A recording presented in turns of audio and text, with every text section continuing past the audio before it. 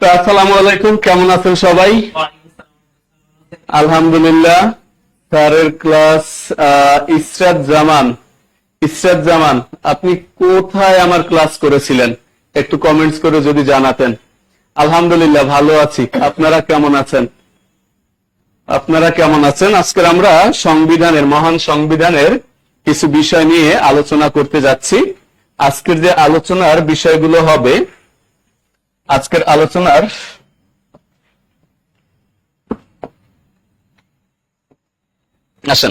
আলোচনার বিষয়গুলো একটু টপিকস আকারে লিখে নিই, এরপরে আমরা বিসিএস কনফিডেন্সে করছি কোন জায়গায়।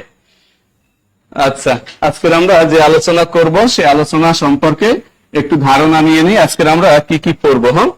প্রথমত যে বিষয়টা সংবিধানে আজকের দেখতে হবে সেটা হচ্ছে 1 নম্বরে আমরা যেটা দেখব, সাংবিধানিক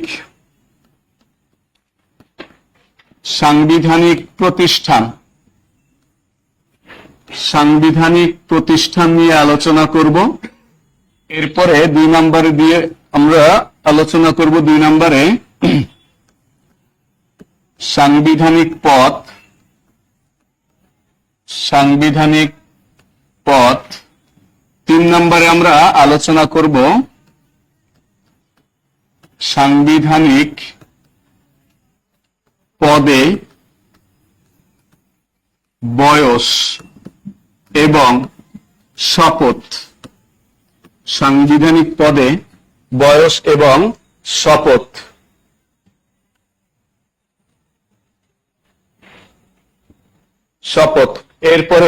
এরপরে আমরা আলোচনা করব সাংবিধানিক পদে বয়স এবং শপথ। এই 3টা বিষয় নিয়ে আজকের আলোচনা করব, খুব গুরুত্বপূর্ণ বিষয়। প্রথমত পড়ব সাংবিধানিক প্রতিষ্ঠান, এরপরে পড়ব সাংবিধানিক পদ, আর এরপরে পড়ব সাংবিধানিক পদে বয়স এবং সাংবিধানিক পদে শপথ। ওকে, ক্লিয়ার? এই 3টা বিষয় নিয়ে আলোচনা করব, আর যদি সময় পাই আমি 2-একটা অনুচ্ছেদ নিয়েও আলোচনা করতে পারি আজকের। ওকে, আপনাদের এই টপিক সম্পর্কিত যত প্রশ্ন আছে আপনারা হ্যাঁ সেখান থেকেই কালকের দেখেন আমরা আলোচনা করেছিলাম হচ্ছে সম্পর্কে আলোচনা করেছিলাম। ওকে, তাহলে আসেন সাংবিধানিক প্রতিষ্ঠান, সাংবিধানিক পদ এবং সাংবিধানিক পদে বয়স এবং শপথ, এই কয়টা নিয়ে আলোচনা করব ইনশাল্লাহ।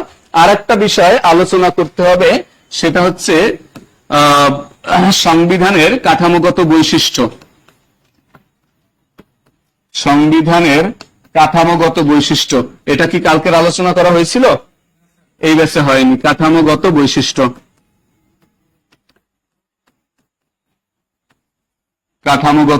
বৈশিষ্ট্য, এই বিষয়গুলো নিয়ে আমরা আজকের আলোচনা করব। হ্যাঁ, ইয়েস, ওকে, আসেন আমরা এইটা দিয়ে আলোচনা শুরু করি। আমি আপনাদের যে টোটাল একটা গাইডলাইন দিয়েছিলাম মনে আছে, এর ভিতরে সিকোয়েন্স অনুযায়ী এটা আসে কিনা? আসে না? তাহলে শিরোনাম করেন সংবিধানের কাঠামোগত বৈশিষ্ট্য। শিরোনাম করেন সংবিধানের কাঠামোগত বৈশিষ্ট্য। সবাই শিরোনাম করেন কাঠামোগত বৈশিষ্ট্য। কাঠামোগত বৈশিষ্ট্য মনে রাখবেন। আগে একটু বলে নেই, সংবিধানের কাঠামো হচ্ছে 2টা। সংবিধানের কাঠামো কয়টি? 2টি। 1 নম্বরে হচ্ছে অভ্যন্তরীণ, আর একটা হচ্ছে বাহ্যিক। তাহলে একটু লিখেন সংবিধানের কাঠামো 2টি। সংবিধানের কাঠামো 2টি। 1 নম্বর দিয়ে লিখবেন অভ্যন্তরীণ কাঠামো। অভ্যন্তরীণ কাঠামো। আর 2 নম্বর দিয়ে লিখবেন বাহ্যিক কাঠামো। একটা হচ্ছে অভ্যন্তরীণ কাঠামো, আর একটা হচ্ছে বাহ্যিক কাঠামো। একটু লিখেন অভ্যন্তরীণ কাঠামো আর একটা বাহ্যিক কাঠামো। তাহলে কয়টা কাঠামো? 2টি।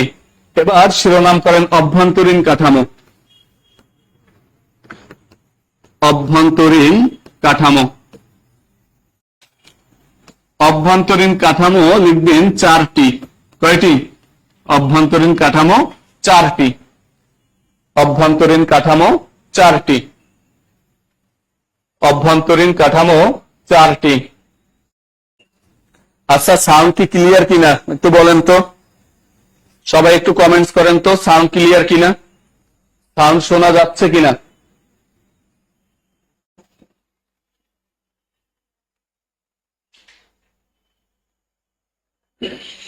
ওকে, এবার আসেন, অভ্যন্তরীণ কাঠামো কয়টা?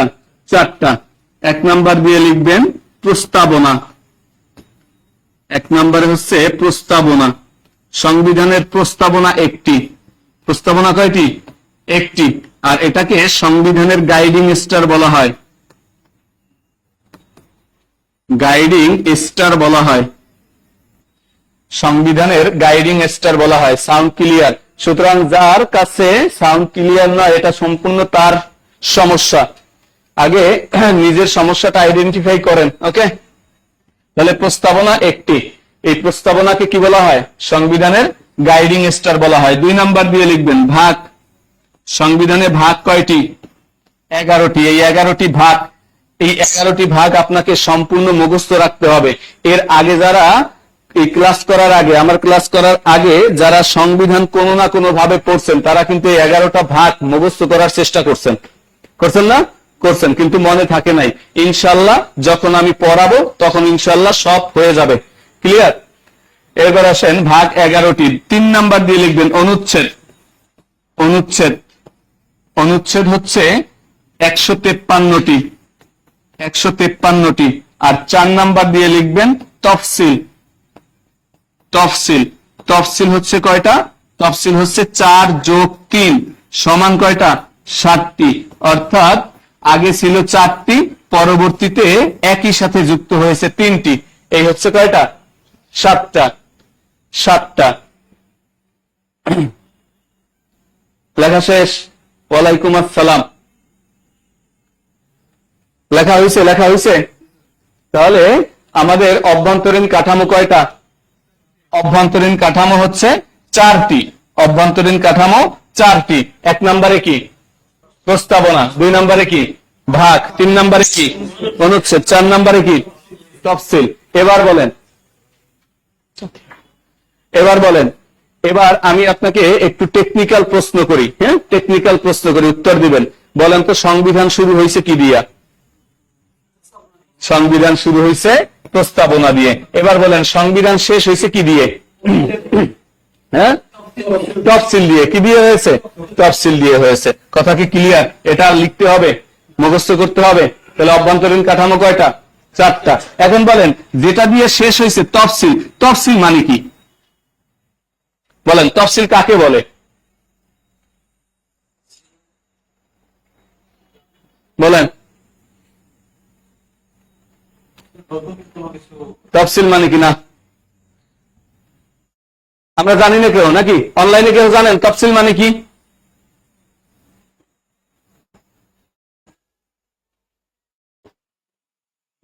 জানি না। আচ্ছা, আমি ইংরেজিটা বলি। তফসিলের ইংরেজি হচ্ছে শিডিউল। তফসিলের ইংরেজি কি? শিডিউল। তাহলে এবার বলেন শিডিউল অর্থ কি? সূচি। কাউকে জীবনে কোনো শিডিউল দিছেন? কথা কয় না। কাউকে কোনো শিডিউল কি দিছেন? দেন নাই, জীবনেও দেন নাই শিডিউল। সব দিচ্ছেন না? এবার বলেন শিডিউলে কি কি দিচ্ছেন? মিথ্যা কথা বলবেন না।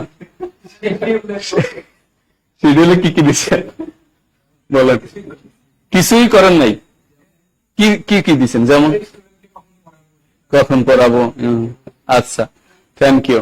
শোনেন, শিডিউল বলতে আমরা অনেকেই সময় বুঝি, আসলে শিডিউল বলতে সময় না। শিডিউল শব্দের অর্থ হচ্ছে তালিকা, যেটা সুচি বলল। শিডিউল শব্দের অর্থ কি? তালিকা। তার মানে তফসিল শব্দের অর্থ কি? তালিকা। কিসের তালিকা? এই যে 153টা অনুচ্ছেদ আমরা পড়লাম, এই 153টা অনুচ্ছেদের কোন কোন অনুচ্ছেদে বিশেষ একটা বিধান আছে। ওই বিধানটা যদি ওখানে সম্পূর্ণ বর্ণনা করতে হয়, তাহলে পরবর্তী অনুচ্ছেদ অনেক দূরে চলে যাবে। এই জন্য ওটাকে সংক্ষিপ্ত করার জন্য এবং ওই বিষয়টাকে গুরুত্ব দেওয়ার জন্য লাস্টে একটা তালিকা প্রকাশ করা হয়েছে, এটাকে বলা হয় তফসিল। ওই বিষয়ের একটা তালিকা, ওই বিষয়ের একটা ব্যাখ্যা, ওই বিষয়ের একটা বিধান, এটা যুক্ত করা হয়েছে, এটাকে বলা হয় কি তালিকা বা তফসিল বা শিডিউল। আশা করি বুঝতে পেরেছেন, আশা করি বুঝতে পেরেছেন। ক্লিয়ার? এরকম কয়টা তালিকা আছে? 7টি তালিকা আছে। আশা করি বুঝতে পেরেছেন। গেল আমাদের অভ্যন্তরীণ কাঠামো। তাহলে অভ্যন্তরীণ কাঠামো 4টি। এবার শিরোনাম করেন বাহ্যিক কাঠামো। হ্যাঁ, তফসিল অর্থ তালিকা লিখতে পারেন। এবার আসেন বাহ্যিক কাঠামো। বলেন সংবিধানের প্রস্তাবনা কয়টা? একটা।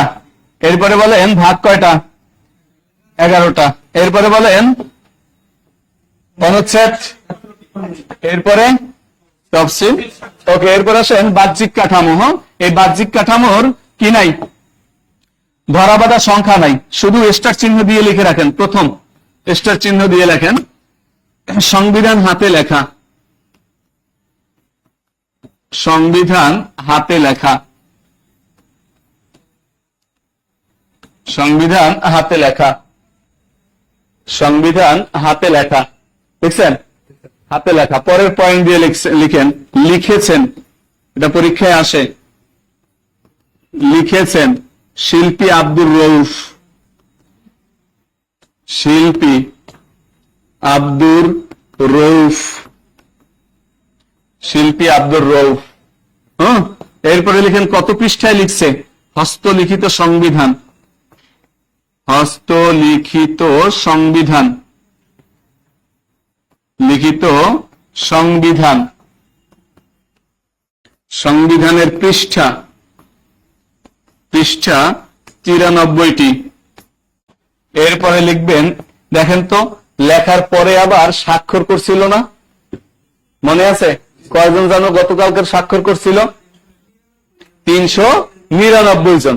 এই 399 যদি স্বাক্ষর করে তাহলে পৃষ্ঠা সংখ্যা আরো বাড়বে কিনা? তাহলে পরের পয়েন্টে লেখেন স্বাক্ষর সহ। কি হয়েছে বুঝলাম না?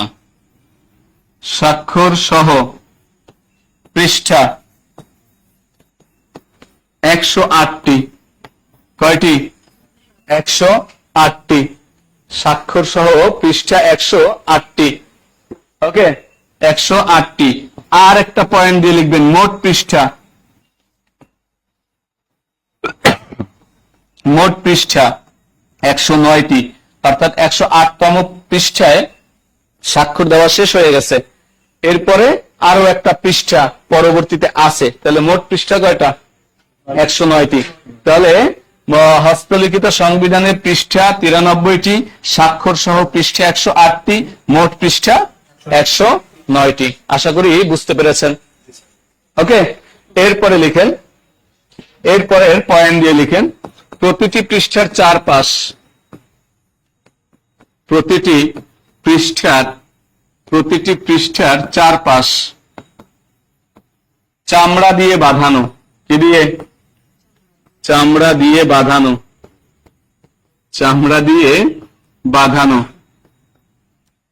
চামড়া দিয়ে বাঁধানো। এই চামড়ার কাজ কে করেছেন? হ্যাঁ, পরের পয়েন্ট, চামড়ার কাজ করেছেন, চামড়ার কাজ করেছেন 3 জন। কয়জন ব্যক্তি? 3 জন। 1 নম্বর দিয়ে লিখবেন জুনাবুল ইসলাম। 1 নম্বরে কি? জুনাবুল ইসলাম। 2 নম্বর সমরজিৎ রায় চৌধুরী, সমরজিৎ রায় চৌধুরী, চৌধুরী। এরপরে 3 নম্বরে আবুল বারাক আলভি, আবুল বারাক আলভি। কয়জন ব্যক্তি? 3 জন ব্যক্তি। আবুল বারাক আলভি।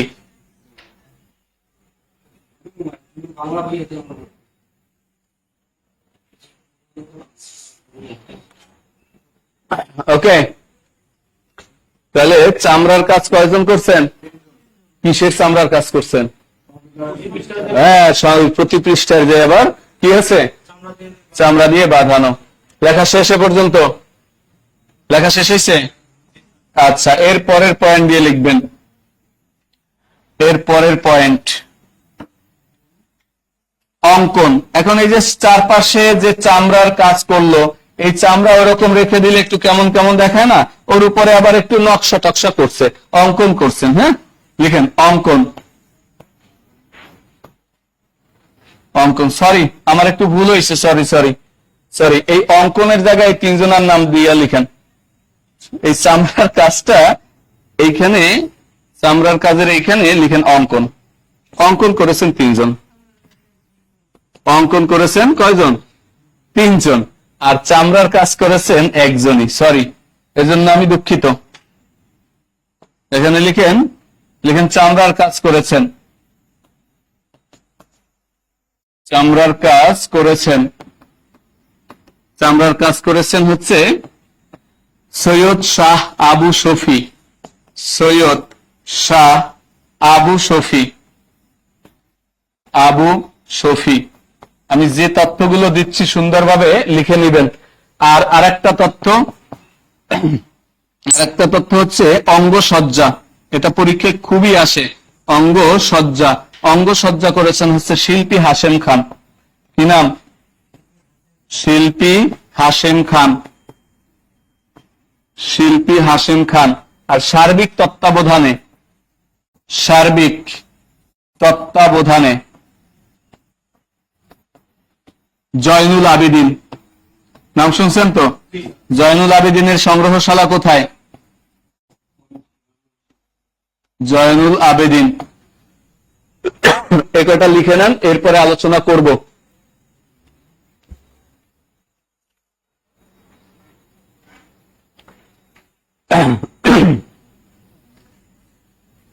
লেখা শেষ? তাহলে প্রতিটি পৃষ্ঠার চারপাশ চামড়া দিয়ে বাঁধানো। এরপরে চামড়ার কাজ করেছেন সৈয়দ শাহ আবু শফি। এরপরে অঙ্কন করেছেন তিনজন, জুনাবুল ইসলাম, সমরজিৎ রায় চৌধুরী, আবুল বারাক আলভি। এরপরে অঙ্গসজ্জা শিল্পী হাশেম খান, আর সার্বিক তত্ত্বাবধানে জয়নুল আবেদিন। জয়নুল আবেদিন। হ্যাঁ, অঙ্গসজ্জা শিল্পী হাশেম খান। সাজানোটা, হ্যাঁ হ্যাঁ, সাজানোটা, সাজানোটা হচ্ছে শিল্পী হাশেম খান। লেখা শেষ? লেখা হলে ডান লিখেন।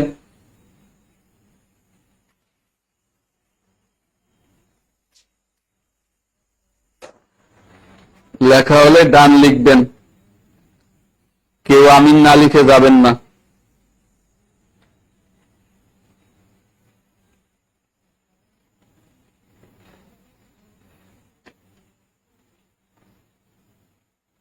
লেখা শেষ?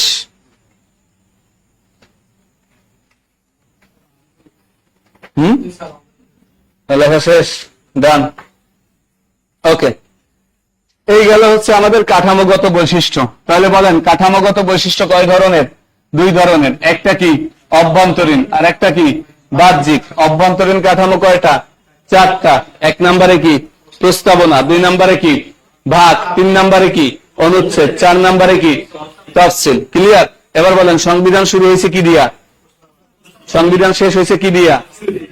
ক্লিয়ার? আচ্ছা, তফসিল আছে কয়টা জানো? 7টা।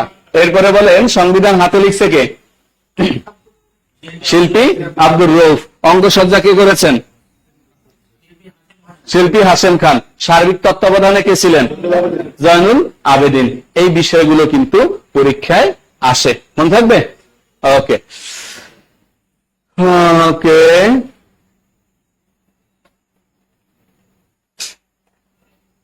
হ্যাঁ, এই যে কাঠামোগত বৈশিষ্ট্য, এই যে কাঠামোগত বৈশিষ্ট্য পড়লাম, একটা অভ্যন্তরীণ আর একটা বাহ্যিক। এগুলো আমরা বাহ্যিক ইয়া বললাম, এর আগে বলছি আমি অভ্যন্তরীণ। লেখা শেষ? ওকে, এরপরে আসেন এখন আমাদের পরের যে টপিকসটা, সেই টপিকসটা কি বলেন তো? সেই টপিকসটা হচ্ছে সাংবিধানিক প্রতিষ্ঠান। সাংবিধানিক প্রতিষ্ঠান শিরোনাম করেন, সাংবিধানিক প্রতিষ্ঠান। সাংবিধানিক প্রতিষ্ঠান। হুম হুম শুধু আগে প্রতিষ্ঠানটা, হ্যাঁ,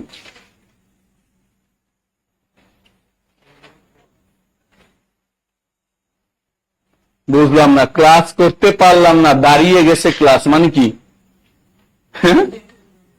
ওহো, ক্লাস দাঁড়াই কেমনে, বুঝলাম না কিছু। এতদিন কি ভুল জানতাম ক্লাসও দাঁড়ায়? আচ্ছা, সেইটা বলেন, বলে ক্লাসটা করতে পারলাম না, দাঁড়িয়ে গেছে ক্লাস। আল্লাহ আপনার বিচার করুক। আচ্ছা, সাংবিধানিক প্রতিষ্ঠান, এবার শোনেন, সাংবিধানিক প্রতিষ্ঠান যদি আমরা পড়তে চাই তাহলে অবশ্যই আগে সংবিধানের যে কয়টা ভাগ আছে এই ভাগগুলো আগে আমাদেরকে জানতে হবে। ভাগ জানো কয়টা? 11টা। আমি সুন্দরভাবে সিকুয়েন্স অনুযায়ী লিখি, এরপরে আপনিও লিখে নেন, এরপরে আমরা আলোচনা করবো সে। ওকে, তাহলে আসেন, ভাগ 11টি এখানে লিখবেন, আবার ভাগ 11টি।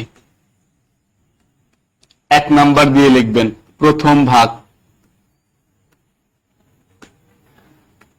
প্রথম ভাগ, আমার এই যে অক্ষরগুলো গায়েব হয় কেন? প্রথম ভাগ প্রজাতন্ত্র। প্রজাতন্ত্র, অনুচ্ছেদ 1 থেকে 7। এরপরে দ্বিতীয় ভাগ, দ্বিতীয় ভাগ রাষ্ট্র পরিচালনার, রাষ্ট্র পরিচালনার, পরিচালনার মূলনীতি, মূলনীতি 8 থেকে 25। তৃতীয় ভাগ, তৃতীয় ভাগ মৌলিক অধিকার,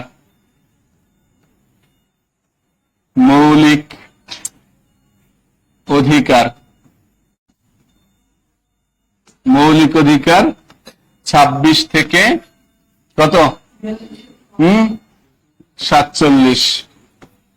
26 থেকে 47। ওয়ালাইকুম আসসালাম।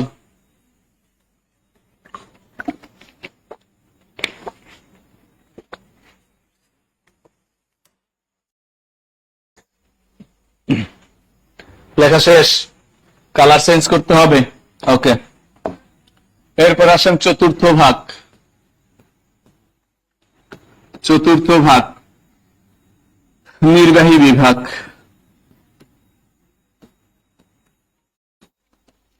নির্বাহী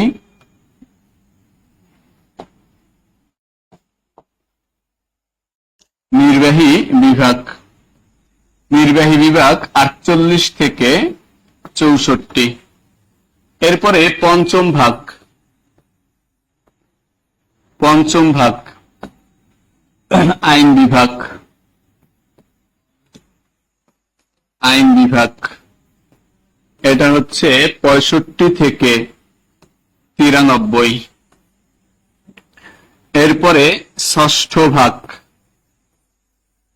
বুঝলাম না গায়েব হয় কেন? হ্যাঁ, ষষ্ঠ ভাগ বিচার বিভাগ। বিচার বিভাগ কত থেকে কত বলেন তো? 94 থেকে 117। এরপরে সপ্তম, সপ্তম ভাগ, সপ্তম ভাগে কি আছে বলেন তো? নির্বাচন,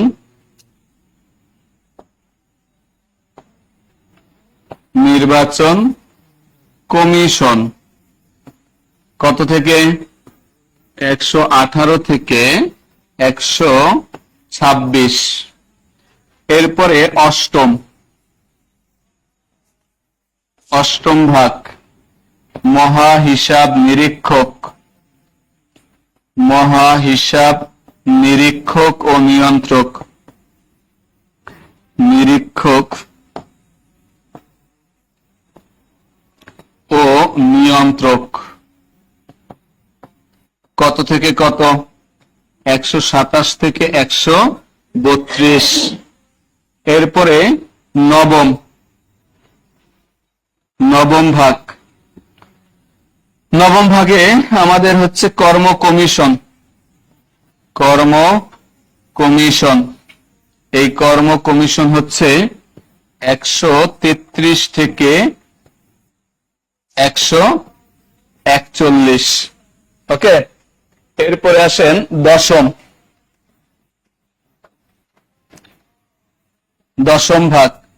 এই দশম ভাগটা হচ্ছে, আচ্ছা দশম ভাগটা এখানে না লিখে আমরা একটু এদিকে লিখি।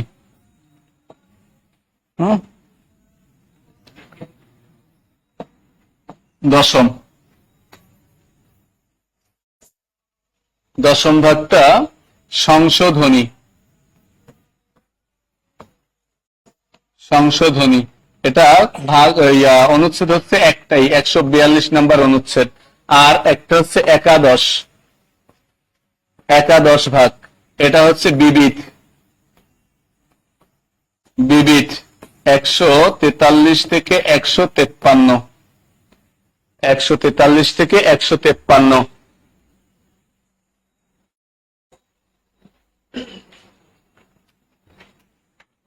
আচ্ছা রবিউল কি রোদেলা রুমি, আচ্ছা আমি অঙ্গসজ্জা কি বলছি? অঙ্গসজ্জা কে করেছেন? শিল্পী হাশেম খান বলছি কিনা? আমি কি একবারও বলছি জয়নুল আবেদিন করছেন? শিল্পী হাশেম খান। এই রোদেলা রুবি আপু, আমি বলছি অঙ্গসজ্জা করেছেন শিল্পী হাশেম খান, আমি জয়নুল আবেদিন বলিনি। আমি বলেছি সার্বিক তত্ত্বাবধানে জয়নুল আবেদিন। আপনার শুনতে মনে হয় ভুল হয়েছে, আপনি একটু কারেকশন করে নেন তাহলে, ঠিক আছে?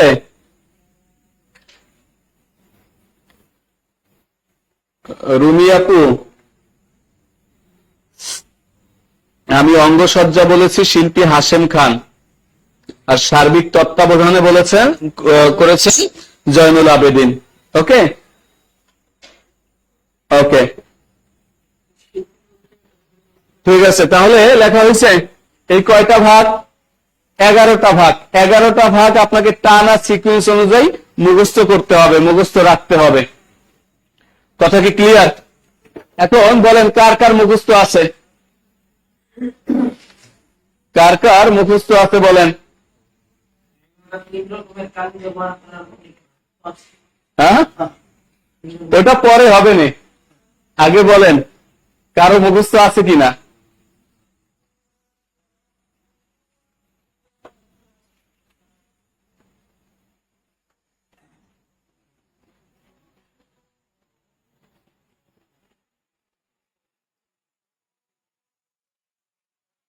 ওকে, কারো মুখস্থ নাই? মুখস্থ করার চেষ্টা করছিলেন? করছিলেন? করছেন, তারপর মনে নাই? বাদ দেন। বড় ছন্দ, ছন্দ মুখস্থ করতে করতে ছন্দ নিয়ে পরীক্ষার হলে যাবেন, দেখবেন কোনটা কোনটার ছন্দ এটাই মনে নাই, কোনটা কোনটার ছন্দ এটাই মনে নাই, নিজের ছন্দই বের হয়ে যাবে। এরপরে পরীক্ষার হল থেকে বের হয়ে আর একটা ছন্দ তৈরি করবেন, কোনটা কোনটার ছন্দ মনে রাখার জন্য আর একটা ছন্দ, তাই না? তো জীবনে যত কষ্ট করে ছন্দ মুখস্থ করেন, তত কষ্ট করলে, ততটা কষ্ট করলে মনে হয় ওই টোটাল টপিকসটাই শেষ হয়ে যায়, তাই না? ওকে, তাহলে আসেন, কারো যদি মনে না থাকে, কেউ যদি মনে থাকতে না চায়, তাহলে জোর করে কি আর রাখা যায়? তা রাখতে চান কেন? যারে জীবনে বেশি পাত্তা দিছেন সেই সবচেয়ে বড় শেখাটা আপনারে দিছে, তাই না? কারণ তারে সারা জীবন মনের ভিতরে রাখতে চাইছেন, সেই আপনারে বড় শেখাটা দিছে। সুতরাং পাত্তা দিয়েন না, দেখবেন ও আপনি চলে আসবে না। আর দেখেন যারে জীবনে কোনো পাত্তাই দেন নাই, ডোন্ট কেয়ার, সে আপনারে গোপনে গোপনে কত ভালোবাসে, তাই না? সুতরাং এটারেও এত পাত্তা দেওয়ার দরকার নেই। আসেন আমরা একবার একটু প্র্যাকটিস করি। বলেন প্রথম ভাগে কি আছে, দ্বিতীয় ভাগে কি আছে, তৃতীয় ভাগে কি আছে, চতুর্থ ভাগ, পঞ্চম ভাগ, ষষ্ঠ ভাগ, সপ্তম, অষ্টম, নবম, দশম, একাদশ। ওকে, বাদ দেন, যা পড়ছেন আলহামদুলিল্লাহ, আর কিছু বলার দরকার নেই। হ্যাঁ, এবার আসেন প্রথম ভাগে কি আছে? প্রজাতন্ত্র। আচ্ছা, এই প্রজাতন্ত্র বলতে কি কোনো প্রতিষ্ঠানকে বোঝায়? প্রজাতন্ত্রকে বলতে কি কোনো প্রতিষ্ঠানকে বোঝায়? প্রতিষ্ঠান বোঝায় না। দ্বিতীয় ভাগে কি আছে? রাষ্ট্র পরিচালনার মূলনীতি। এই মূলনীতি বলতে কি কোনো প্রতিষ্ঠান বোঝায়? বোঝায় না। এরপরে বলেন তৃতীয় ভাগে কি আছে? মৌলিক অধিকার। এটা বলতে কি কোনো প্রতিষ্ঠান বোঝায়? বোঝায় না। এরপরে বলেন চতুর্থ ভাগে কি আছে? নির্বাহী বিভাগ। এটা বলতে কি প্রতিষ্ঠান বোঝায়? এটা একটা প্রতিষ্ঠান বোঝায়। এরপরে বলেন পঞ্চম ভাগে কি আছে? এটা বলতে কি প্রতিষ্ঠান বোঝায়? বোঝায়। এরপরে বলেন ষষ্ঠ ভাগে কি আছে? বিচার বিভাগ। প্রতিষ্ঠান বোঝায়?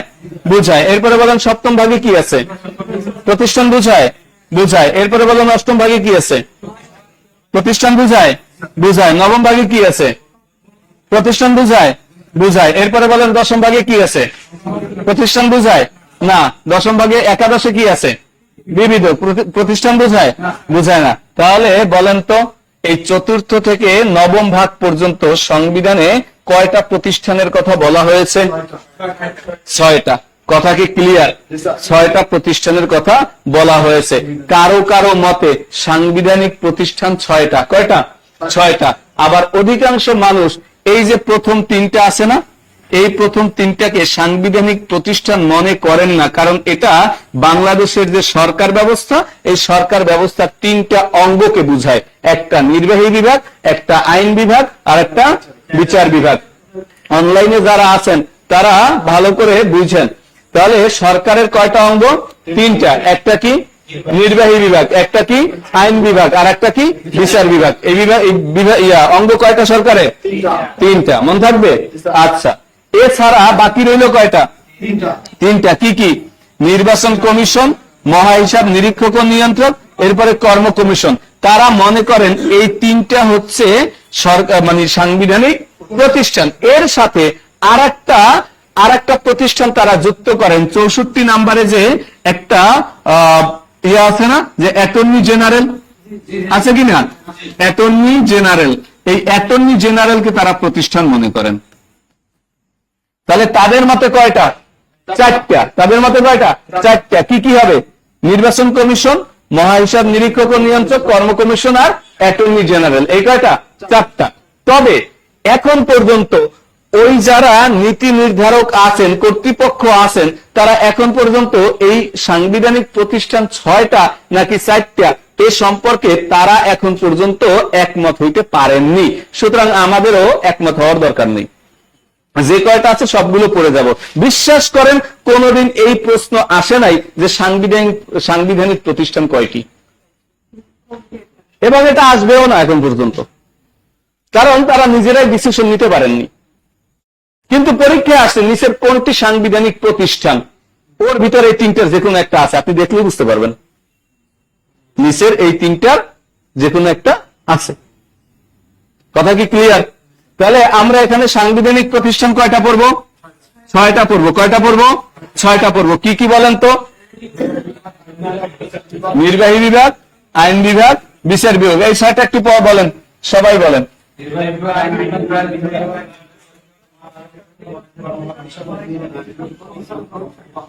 তাহলে এটা বাদ, এটা বাদ কিনা? হ্যাঁ, এখন লক্ষ্য করেন,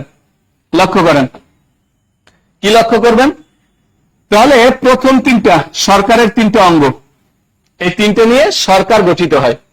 এই 3টে নিয়ে সরকার গঠিত হয়। কি কি? পঞ্চম, ষষ্ঠ, সপ্তম। নির্বাহী, আইন, বিচার। বলেন নির্বাহী, আইন, বিচার। আবার নির্বাহী, আইন, বিচার। পঞ্চমে কি? নির্বাহী, সরি চতুর্থতে কি? নির্বাহী। পঞ্চমে কি? আইন। ষষ্ঠতে কি? বিচার। এতটুকু মনে থাকবে কিনা? এরপরে দেখেন এই সরকার গঠন তো হবে, কিন্তু সরকারের জন্য একটা নির্বাচন লাগবে না? পরেরটাই নির্বাচন। পরেরটাই কি? তাহলে সপ্তমে কি হবে? নির্বাচন। সরকারের 3টা অঙ্গের পরে কি লাগবে? নির্বাচন লাগবে, নির্বাচন কমিশন। এরপরে দেখেন এই সরকারের হিসাব নিকাশ রাখার জন্য একজন হিসাব নিরীক্ষক লাগবে না? এরপরে হিসাব নিরীক্ষক। আর সরকারের কাজ কর্ম করে দেওয়ার জন্য কি লাগবে? কর্ম কমিশন। লাগবে কিনা? লাগবে। এবার বলেন তো এই 9টা, এই মানে এই 6টা ভালোভাবে এদিকে দেখবেন না। বলেন চতুর্থ ভাগে কি? পঞ্চম ভাগে কি? ষষ্ঠ ভাগে কি? সপ্তম ভাগে কি? নির্বাচন। সরকারের পরে কি? নির্বাচন। অষ্টমে কি? হিসাব। অষ্টমে হিসাব, ওই মহা হিসাব হিসাব বাদ দেন, সংক্ষেপে নিজের মতো করে বলেন। অষ্টমে কি হিসাব, আর নবমে কি কর্মচারী বা কর্ম কমিশন। ওকে, এখন বলেন এই চতুর্থ থেকে নবম ভাগ পর্যন্ত কি আপনার হয়েছে? হয়েছে। তাহলে উপরের তিনটা কি পারেন না? পরের দুইটা কি পারেন না? একটা সংশোধনী আর একটা বিবিধ। এবার একবারে চোখ বন্ধ করে 11টা ভাগ এই মুহূর্তে বলবেন। সারা জীবন মুখস্থ করছেন কিন্তু মনে থাকে নাই। 10 মিনিট আলোচনা করছি, এখন যদি না পারেন আপনার একদিনকে আমার যে কদিন লাগে। ওকে, শুরু। প্রথম ভাগ, দ্বিতীয় ভাগ, তৃতীয় ভাগ মৌলিক অধিকার, চতুর্থ ভাগ, পঞ্চম ভাগ, ষষ্ঠ ভাগ, সপ্তম, অষ্টম, নবম, দশম, একাদশ, আর জীবনে ভুলবেন?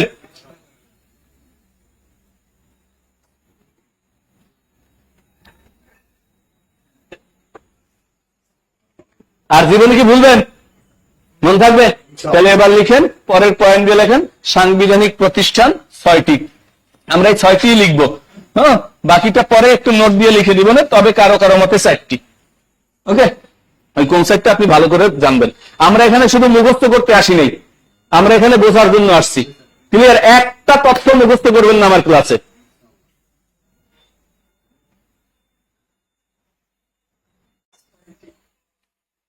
যারা অনলাইনে আছেন, যারা প্রথম ক্লাস করতেছেন, আপনাদের যখন আমি লিখতে বলবো শুধু তখন লিখবেন, বাকিটা সময় যখন আমার সাথে প্র্যাকটিস করতে বলবো তখন শুধুমাত্র প্র্যাকটিস করবেন।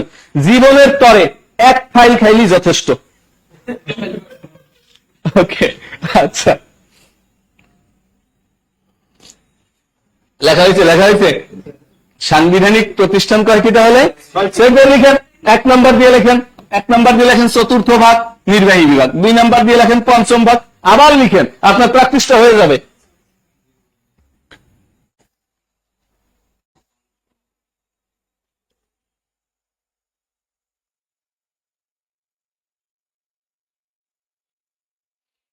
ওকে,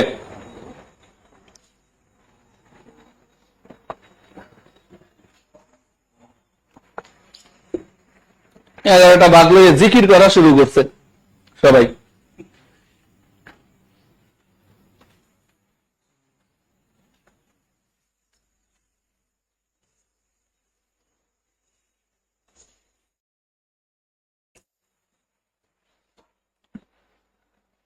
লেখা হয়েছে, দ্রুত লিখেন। যাদের লেখা হয়েছে তারা ডান লিখেন।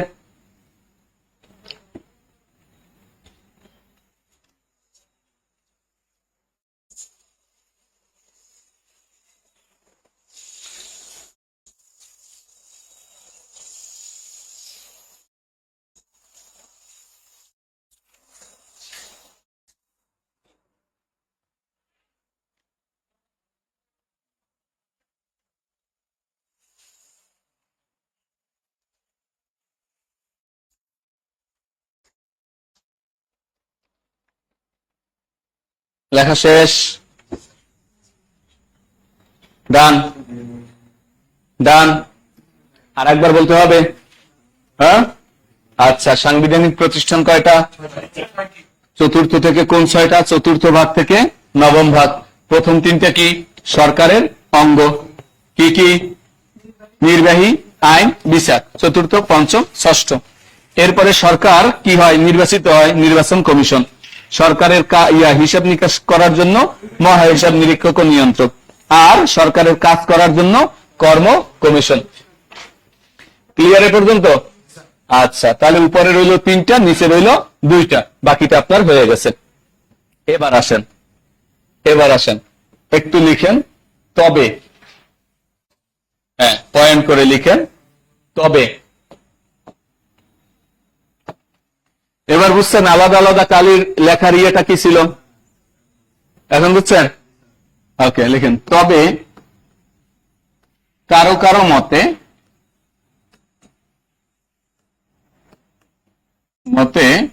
সাংবিধানিক প্রতিষ্ঠান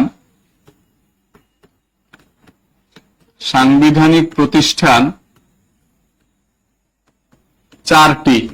কয়টি? 4টি। কি কি? এই তিনটা লিখবেন, আর এর সাথে যুক্ত হবে অ্যাটর্নি জেনারেল। অ্যাটর্নি জেনারেল বলবো না, আইন বিষয়ক কর্মকর্তা।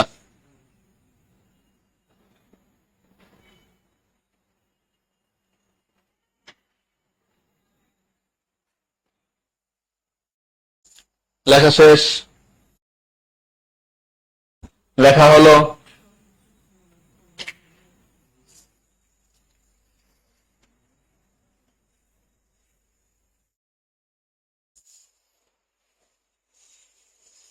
এখন আমি ডিসিশন নিতে পারবো পরীক্ষার হলে যে পরীক্ষায় যদি আসে কোনটি সাংবিধানিক প্রতিষ্ঠান?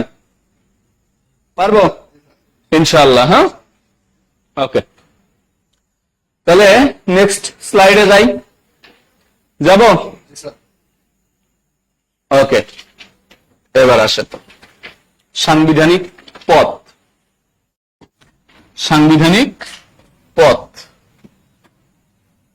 শিরোনাম করেন সাংবিধানিক পদ।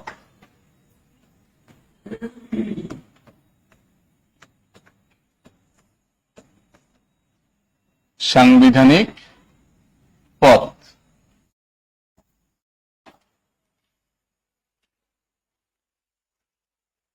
সাংবিধানিক পদ লেখা শেষ।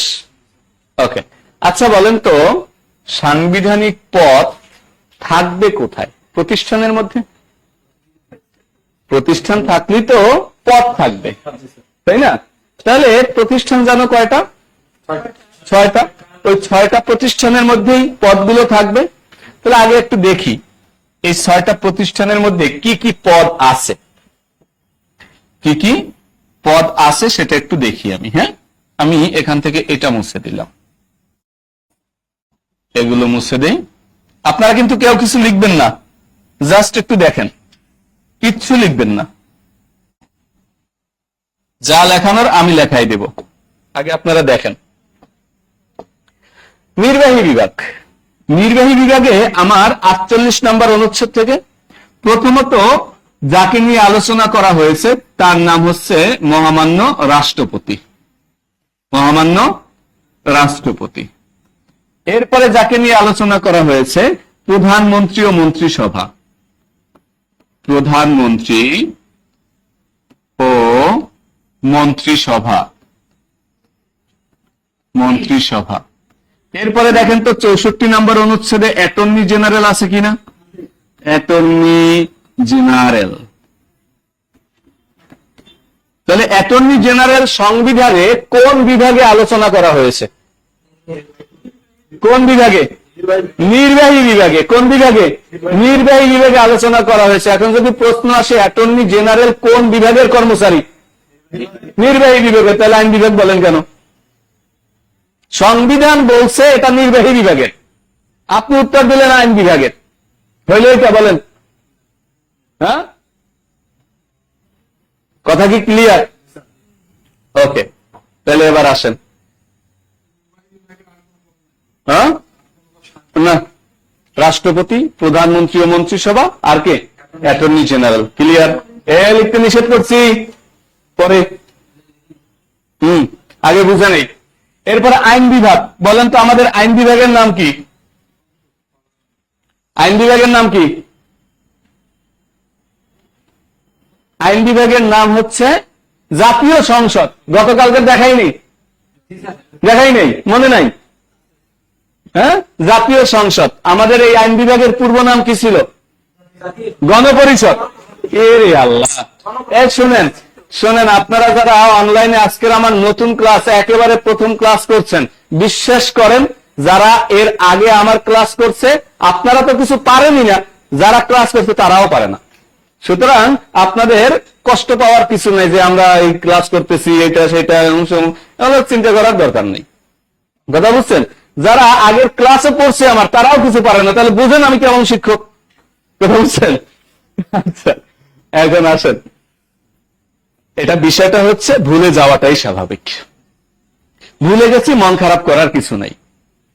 হ্যাঁ, এটা ভুলে যাওয়াটা স্বাভাবিক। বরঞ্চ মনে রাখাটা হচ্ছে অস্বাভাবিক। কথা বুঝছেন? ভুলে যাব আবার দেখব, ভুলে যাব আবার দেখব, এরকম দেখতে দেখতে স্মৃতিপটে চলে আসবে। ওকে, তাহলে কি বললাম? আইন বিভাগ, জাতীয় সংসদ। জাতীয় সংসদে দেখেন তো স্পিকার থাকেন কিনা? আবার বলেন তো ডেপুটি স্পিকার থাকেন কিনা? ডেপুটি স্পিকার, স্পিকার থাকেন। আচ্ছা, এরপরে বলেন তো এমপিরা থাকেন কিনা? আচ্ছা, তাহলে সংসদ সদস্যরা কোথায় থাকেন? এমপি এর সংসদ সদস্য এক? শিওর? ভালো মতন বলেন, চিন্তা ভাবনা করে বলেন। সংসদ সদস্য আর এমপি কি এক? হ্যাঁ, অনেকে এমপি চেনে, সংসদ সদস্য চেনে না। তোমাদের ওখানে এমপি কে? তো সংসদ সদস্য কে? এটা তো জানি না। কথা বুঝছেন? আর একটা আছে ন্যায়পাল। আর একটা কি? ন্যায়পাল। ন্যায়পাল কি বলতে পারেন? ন্যায়পাল হচ্ছে সরকারের বাস। ন্যায়পাল মানে কি? সরকারের বাস। বাস মানে সরকার যত আকাম কুকাম করবে না, ওই আকাম কুকামের অডিট করবে হচ্ছে ন্যায়পাল। কথা কি ক্লিয়ার? এই জন্য কোন সরকার আইসা ওই গান গায় না যে আমি জেনে শুনে বিষ করেছি পান। কথা বুঝেন নাই? কেউ আইসা ন্যায়পাল নিয়োগ দিবে না। না, কথা কি বুঝছেন? এই জন্য বাংলাদেশে এখন পর্যন্ত কোন ন্যায়পাল নাই। নাই, সংবিধানে আছে, নাই ন্যায়পাল। কথা বুঝছেন? ওকে, ওকে, আশা করি বুঝতে পারছেন।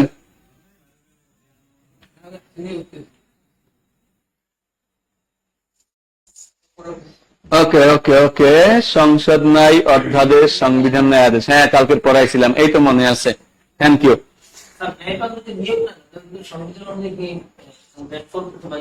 না, এখন বিষয় হচ্ছে ন্যায়পাল নিয়োগ দিতে পারেন, কিন্তু নিয়োগ দেওয়ার জন্য আইনে তৈরি করা আছে। নিয়োগ দেন বা না দেন সেটা পরের বিষয়। কথা বুঝছেন কিনা? না, হবেই এমন কোন ইয়া নেই, নাও দিতে পারে। ওকে, একমাত্র সংবিধানে বাধ্যবাধকতা আছে কোন ইয়ার ক্ষেত্রে, কোন ভাগের ক্ষেত্রে বলেন তো? কোন ভাগের ক্ষেত্রে? সবচেয়ে গুরুত্বপূর্ণ ভাগ সংবিধানের মধ্যে, সেটা হচ্ছে মৌলিক অধিকার। সেটা কি? মৌলিক অধিকার। রাষ্ট্র আপনাকে মৌলিক অধিকার দিতে বাধ্য।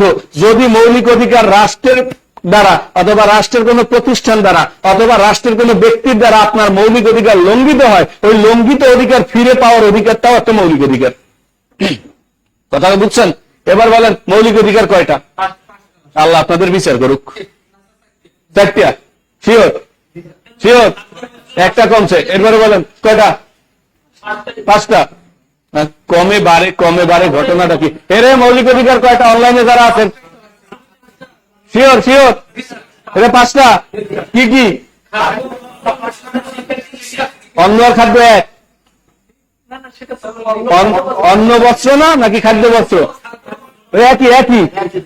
শিওর? তাহলে মৌলিক অধিকার কয়টা? জীবনেও না। সবার ভুল হয়েছে। আমি অনলাইনের জন্য অপেক্ষা করতেছিলাম, সবার ভুল হয়েছে। মৌলিক অধিকার 18টা। এবার আসেন, মৌলিক অধিকার কয়টা?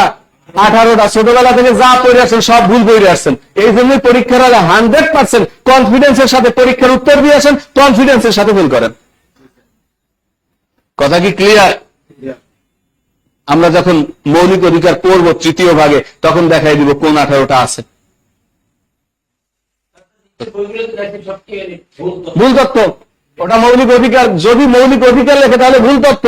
ওই 5টা হচ্ছে মৌলিক চাহিদা। 15 নম্বর অনুচ্ছেদে আছে বেসিক নিডস।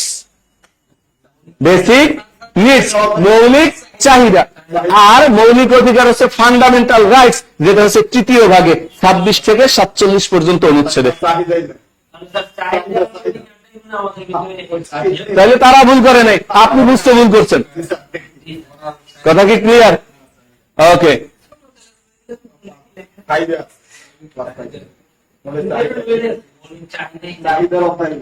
আচ্ছা, মৌলিক অধিকার কি কি এগুলো জানতে হলে চোখ রাখুন পরবর্তী ক্লাসে ইনশাআল্লাহ। বলবো কথা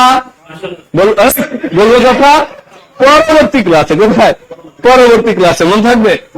ওকে ওকে, এরপরে আসেন তাহলে আইন বিভাগে এই কয়টা ক্লিয়ার। এরপর আসেন বিচার বিভাগ। হ্যাঁ, বিচার বিভাগ এর নাম কি আমাদের বলেন তো? হ্যাঁ হ্যাঁ হ্যাঁ, সুপ্রিম কোর্ট, বিচার বিভাগের নাম কি? Supreme court. এখন দেখেন তো এখানে সুপ্রিম কোর্টের বিচারকরা থাকেন কিনা? সুপ্রিম কোর্টের বিচারক, সুপ্রিম কোর্টের বিচারক। এরপরে নির্বাচন কমিশন, এখানে থাকেন কারা? নির্বাচন কমিশনার। কারা থাকেন? নির্বাচন কমিশনার। একাধিক, 5 জন। আমাদের নির্বাচন কমিশনের সদস্য কয়জন? 5 জন। যখন রাজনৈতিক দল পড়াবো তখন এখানে আলোচনা করব। আমাদের সংবিধানের 100 কত নম্বর অনুচ্ছেদ? 18 নম্বর অনুচ্ছেদ। 118 নম্বর অনুচ্ছেদ অনুযায়ী নির্বাচন কমিশন গঠিত হয়। এরপরে মহা হিসাব নিরীক্ষক ও নিয়ন্ত্রক। এখানে এটা একটা প্রতিষ্ঠান, যিনি থাকেন এই প্রতিষ্ঠানে তাকেও বলা হয় মহা হিসাব নিরীক্ষক ও নিয়ন্ত্রক। আমি সংক্ষেপে লিখলাম মহা হিসাব নিরীক্ষক ও নিয়ন্ত্রক। কথা কি ক্লিয়ার? দায়ী থাকে তো অবশ্যই। ওকে, বাস্তবে তো একটা, সংবিধানে 18টা হয় কিভাবে আল্লাহ জানে। এরপরে আসেন কর্ম কমিশন। কর্ম কমিশনের নাম আমাদের পিএসসি, পাবলিক সার্ভিস কমিশন, নাকি? পিএসসি এর সদস্য, পিএসসি এর সদস্য। তাহলে এবার দেখেন তো মোট কয়টা পদ হলো?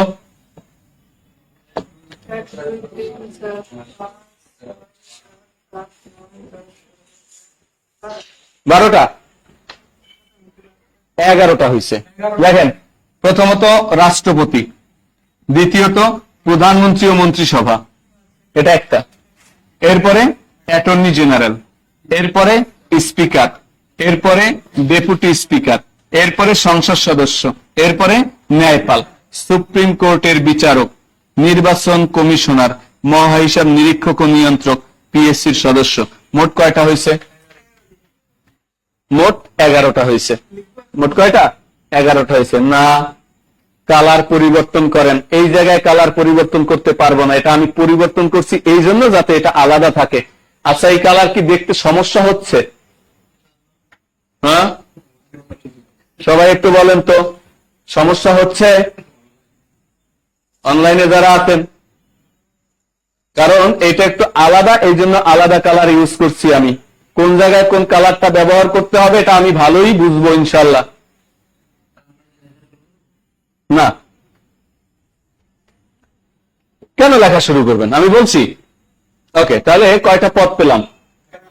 এবার শোনেন, সংবিধানে উল্লেখ থাকলেই এটা সাংবিধানিক পদ হবে এমন কোনো কথা নেই। তাকে তৃতীয় তফসিল অনুযায়ী শপথ গ্রহণও করতে হবে। কি করতে হবে? শপথ গ্রহণও করতে হবে। তাহলে কয়টা বৈশিষ্ট্য, কয়টা শর্ত? 2টা। প্রথমত সংবিধানে উল্লেখ, দ্বিতীয়ত শপথ গ্রহণ। ক্লিয়ার?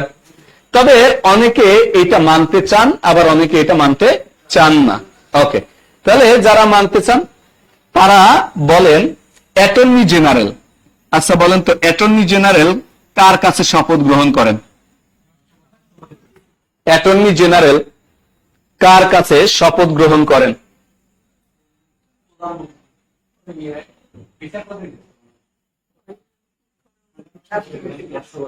রাষ্ট্রপতির কাছে কয়জন আছেন দেখি? 1 জন, 2 জন, 2-3 আসছস, তুই বিএনপি। বুঝতে পারছি। আচ্ছা, এই কালারের সমস্যা হয়, কালো লাল ব্যবহার করেন। আচ্ছা আচ্ছা, রাষ্ট্রপতির কাছে পেইড ব্যাচে শপথ গ্রহণ করেন মানে কি? কিসের মধ্যে কি? ক্লাসে মনোযোগ নাই, পেইড ব্যাচ, এইটা সেটা, এগুলোর মনোযোগ কেন? হ্যাঁ, পড়াইতেছি এক টপিকস, কমেন্টস করেন আর একটা, ক্লাসে মনোযোগ দেন। ওকে, তাহলে অ্যাটর্নি জেনারেল কার কাছে শপথ গ্রহণ করেন বলেন? রাষ্ট্রপতির কাছে। আর প্রধান বিচারপতির কাছে কে কে বলছেন? 1 জন, 2 জন, 3 জন। অনলাইনের কি অবস্থা? অনলাইনে স্পিকারের কাছে বলছেন, রাষ্ট্রপতির কাছে বলছেন, ওকে ওকে, প্রধানমন্ত্রীর কাছে বলছেন। গুড, কারো কাছেই না, কি এরপরে রাষ্ট্রপতি, রাষ্ট্রপতি। ওকে, ধন্যবাদ আপনাকে, কারো কাছেই না যে বলছেন সেলিম রেজা, থ্যাংক ইউ, আপনাকে অসংখ্য ধন্যবাদ। অ্যাটর্নি জেনারেল কারো কাছে শপথ গ্রহণ করেন না। আমি তো করতেই পারি, আমি তো করতেই পারি, আমি তো কোনো অপশনই দেইনি, আপনারাই যা অপশন বানাইছেন, আমি কিছু কিছু বানাইছি, সব বানান আপনারা, আর বলবেন আল্লাহ, যে আল্লাহ দিছে, তাই না? হ্যাঁ? আমি তো কোনো অপশনই দেইনি। আচ্ছা শোনেন, অ্যাটর্নি জেনারেল মানে কি? অ্যাটর্নি কাকে বলা হয়? উচ্চ আদালতে সরকার পক্ষের উকিলদেরকে বলা হয় অ্যাটর্নি, আর ওই অ্যাটর্নিদের যিনি প্রধান তাকে বলা হয় অ্যাটর্নি জেনারেল। কথা কি ক্লিয়ার?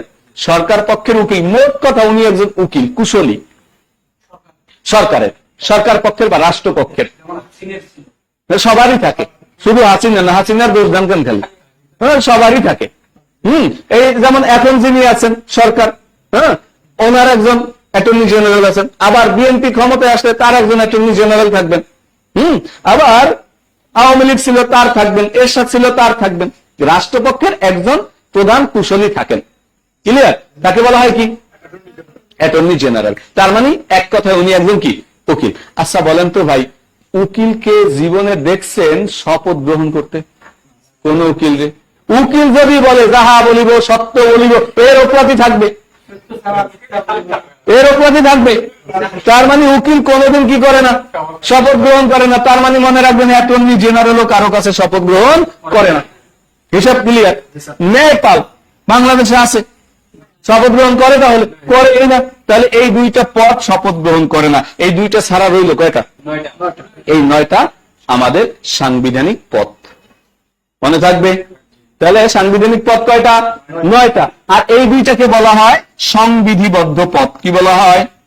সংবিধিবদ্ধ পদ। তবে কেউ কেউ অ্যাটর্নি জেনারেলকে সাংবিধানিক পদ মনে করেন, এখানেও তারা একত্রিত নয়। কথা কি বুঝছেন? তবে অধিকাংশ মানুষ এইগুলো কি, এই 9টা কি বলেন? সাংবিধানিক পদ বলেন। এখন দেখেন, যারা বলেছিল নির্বাহী বিভাগ সাংবিধানিক প্রতিষ্ঠান নয়, তাহলে ওই প্রতিষ্ঠানে যিনি থাকবেন তিনি সাংবিধানিক পদ কেন? এটা আবার তারা অস্বীকার করেন না, তারা বলেন তারা সাংবিধানিক পদ। তাহলে এ নিয়ে মোটামুটি নিজেরা একটা কি করে ফেলেছে, হজবরল একটা খিচুড়ি বানাই ফেলছে। কথা কি ক্লিয়ার? সুতরাং আমরাও ওই পর্যন্ত অপেক্ষা করি, কোন ডিসিশন দেয়, কখন দেয়, তখন পর্যন্ত। যদি না আসে এইরকমই চলবে। কথা কি ক্লিয়ার? তাহলে লিখেন সাংবিধানিক পদ 9টি।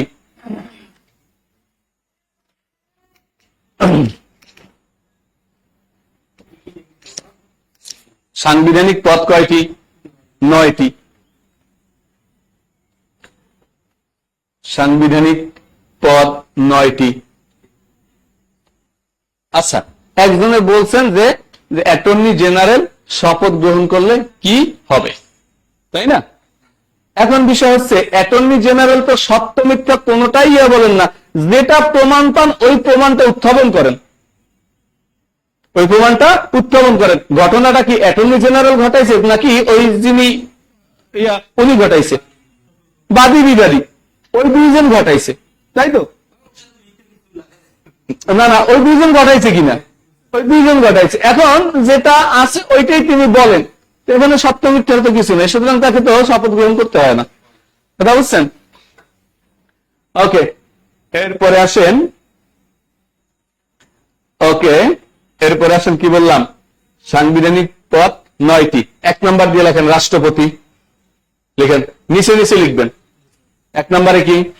রাষ্ট্রপতি। 2 নাম্বার দিয়ে লেখেন ভগ্নিপতি, সরি প্রধানমন্ত্রী ও মন্ত্রিসভা। 2 নম্বরে কি?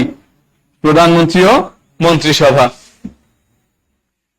প্রধানমন্ত্রী ও মন্ত্রিসভা। এরপরে 3 নম্বরে কি? স্পিকার। 3 নম্বরে স্পিকার। 3 নম্বরে স্পিকার লিখছেন? 3 নম্বরে স্পিকার। 4 নাম্বার দিয়ে লেখেন ডেপুটি স্পিকার। 4 নম্বরে deputy speaker. 4 number deputy speaker. এরপরে 5 নাম্বার সংসদ সদস্য। 5 নাম্বার সংসদ সদস্য। 5 নাম্বার সংসদ সদস্য। পেজ বেসে কিছু হয়েছে নাকি দেখা যায় না? সংসদ সদস্য। এরপরে 6 নাম্বার কি? সুপ্রিম কোর্টের বিচারক। 7 নাম্বার নির্বাচন কমিশনার। 8 নাম্বার মহা হিসাব নিরীক্ষক ও নিয়ন্ত্রক। 6 নাম্বারে পিএসসির সদস্য।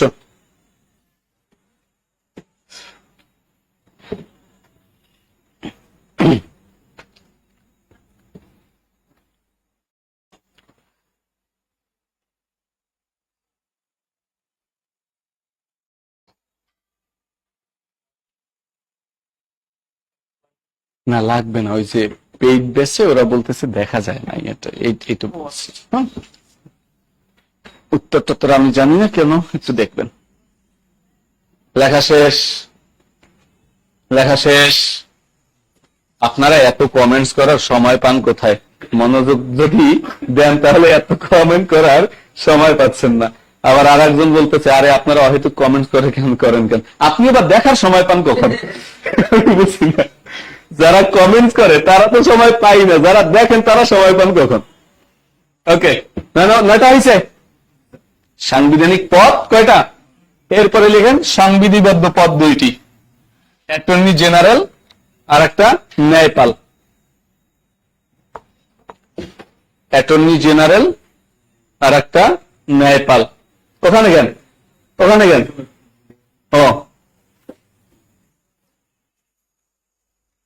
অ্যাটর্নি জেনারেলের সামনে লিখবেন অনুচ্ছেদ 64 আর ন্যায়পালের এখানে লিখবেন অনুচ্ছেদ 77।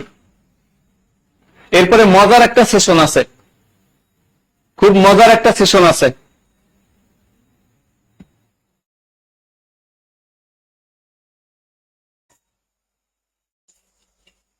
আট নাম্বার হচ্ছে মহা হিসাব নিরীক্ষক ও নিয়ন্ত্রক, আর 9 নাম্বারে হচ্ছে পিএসসির সদস্য।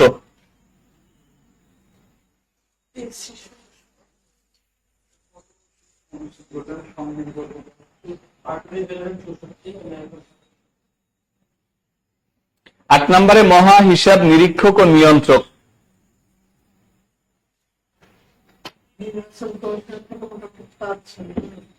ওকে, লেখা শেষ। এখন লক্ষ্য করেন, আমরা যদি একটু কল্পনা করি, আমাদের ওই যে 6টা প্রতিষ্ঠান, 6টা প্রতিষ্ঠানের মধ্যে থেকে প্রথম নির্বাহী বিভাগ থেকে 2 জন আসছে, রাষ্ট্রপতি, প্রধানমন্ত্রী ও মন্ত্রিসভা। ক্লিয়ার? এরপরে আমাদের আইন বিভাগ, আইন বিভাগের মধ্যে 3 জন আসছে, কে কে? স্পিকার, ডেপুটি স্পিকার, সংসদ সদস্য। ক্লিয়ার? এই 5টা। আর বাকিগুলো তো সব ওইগুলোই। বিচার বিভাগ, সুপ্রিম কোর্টের বিচারক, তাই না? 6 নাম্বার। এরপরে 7 নাম্বারে নির্বাচন কমিশনার, 8 নাম্বারে মহা হিসাব নিরীক্ষক নিয়ন্ত্রক, আর 9 নাম্বারে পিএসসির সদস্য। এটা হয়ে গেছে। বলেন আপনি কি মুখস্থ করবেন? এরপরে আরো সহজ করে দিচ্ছি, আরো লাগবে আরো সহজ করে দিচ্ছি, কোনো সমস্যা নেই। লেখা শেষ।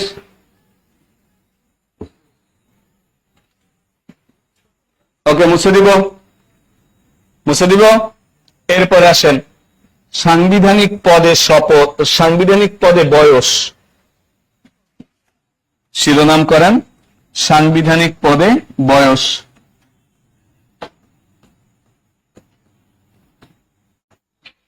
সাংবিধানিক পদে বয়স, সাংবিধানিক পদে বয়স। ন্যায়পালের অনুচ্ছেদ 77। ন্যায়পালের অনুচ্ছেদ হচ্ছে 77।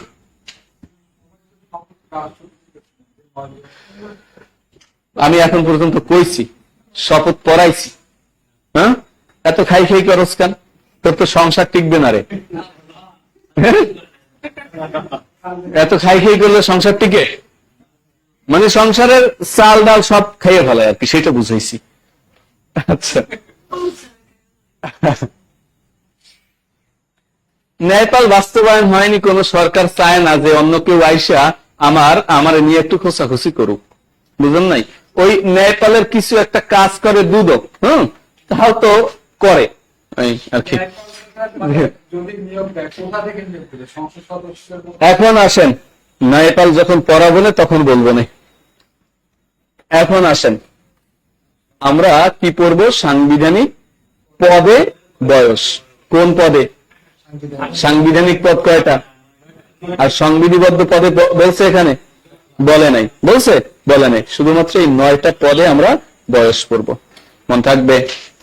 আচ্ছা, তাহলে বাদ দেন, বয়স টয়স পরে করি, আগে একটু এই 9টা আবার একটু বলি। বলেন, 1 নম্বরে কি, 2 নম্বরে কি, 3 নম্বরে কি, 4 নম্বরে কি, 5 নম্বরে কি, 6 নম্বরে কি, 7 নম্বর, 8 নম্বর, 9 নম্বর।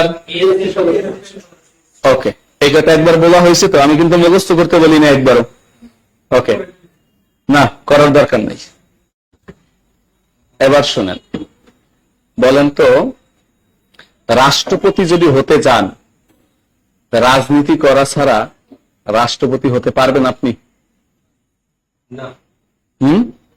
রাষ্ট্রপতি নির্বাচিত করে সংসদ সদস্যরা। কারা? তাহলে আপনি যদি ওই সংসদ সদস্যদের দল না করেন, আপনাকে রাষ্ট্রপতি হিসেবে ভোট দিবে? তার মানে আপনাকে রাজনীতি করতে হবে। আচ্ছা, প্রধানমন্ত্রী কি রাজনীতি করে? করে। ওকে, মন্ত্রী হতে গেলে রাজনীতি। Speaker, deputy speaker,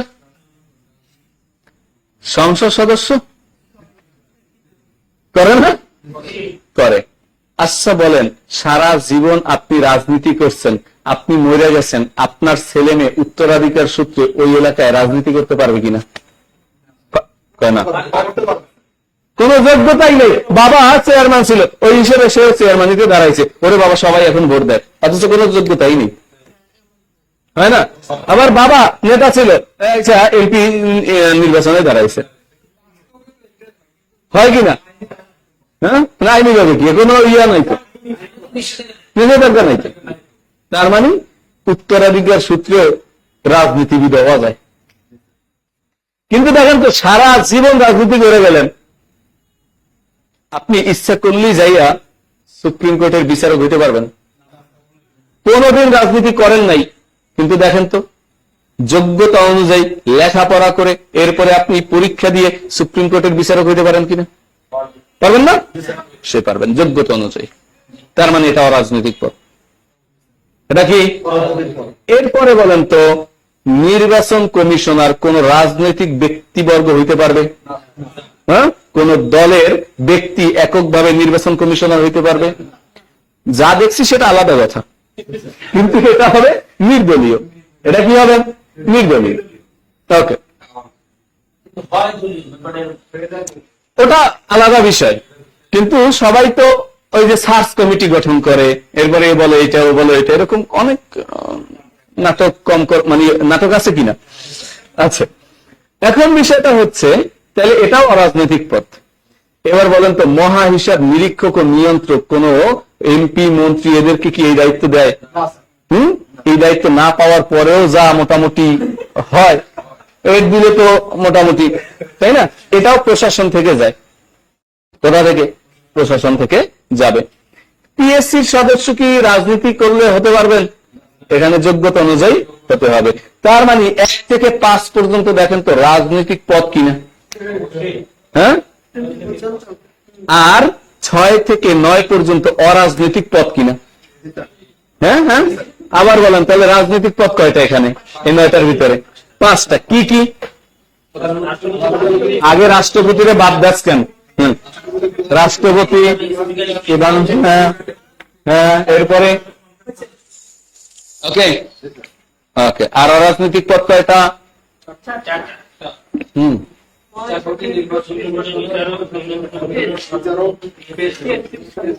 clear? এখন খুব সুন্দর ভাবে একটু মনোযোগ দিয়ে শুনে নেন। বয়সের ক্ষেত্রে রাজনৈতিক পদে যাওয়ার জন্য সর্বনিম্ন একটা বয়স হতে হয়, তবে এখান থেকে অবসরের কোনো বয়স সীমা নাই। আছে? আছে? নাই। কিন্তু অরাজনৈতিক পদে যাওয়ার কোনো মিনিমাম বয়স নাই, কিন্তু যাওয়ার পরে অবসরের সীমা আছে। কথা কি ক্লিয়ার? এবার আপনি ডিসিশন নিতে পারবেন কিনা যে আমার কোন পদে কি পড়তে হবে। রাজনৈতিক পদে পড়তে হবে সর্বনিম্ন বয়স, অরাজনৈতিক পদে পড়তে হবে বয়স সীমা অর্থাৎ অবসরের বয়স। দেখেন দুইটা সাইড হয়ে গেছে কিনা, সাইড হয়ে গেছে কিনা বলেন। হ্যাঁ, আচ্ছা তাহলে আমরা আসেন রাজনৈতিক পদে দেখি। প্রথমত লিখেন 1 নাম্বার দিয়ে লেখেন রাষ্ট্রপতি। রাজনৈতিক পদ কয়টা? 5টা। 1 নম্বরে কি? রাষ্ট্রপতি। রাষ্ট্রপতি। Thank you Hridoy Chandradev, thank you আপনাকে কমেন্টস করার জন্য। ওকে, তাহলে 1 নম্বরে কি? রাষ্ট্রপতি। রাষ্ট্রপতির সামনে লিখবেন সর্বনিম্ন বয়স 35। সর্বনিম্ন বয়স 35। সর্বনিম্ন বয়স কত? 35। ওকে, এরপরে কোনটা? প্রধানমন্ত্রী ও মন্ত্রিসভা লিখেন 2 নাম্বার। প্রধানমন্ত্রী ও মন্ত্রিসভা। প্রধানমন্ত্রী ও মন্ত্রিসভা। এখানে লিখেন সংবিধানে এদের কোনো বয়স উল্লেখ নেই। লিখেন, যা লিখতে বলি সেইটাই লিখবেন, যা লিখতে বলি সেইটাই লিখবেন, আগে লিখেন পরে। সংবিধানে এদের কোনো বয়স উল্লেখ নেই। সংবিধানে এদের কোনো বয়স উল্লেখ নেই। তবে তবে তবে কি হতে হবে? সংসদ সদস্য হতে হবে। লিখেন, তবে সংসদ সদস্য হতে হবে।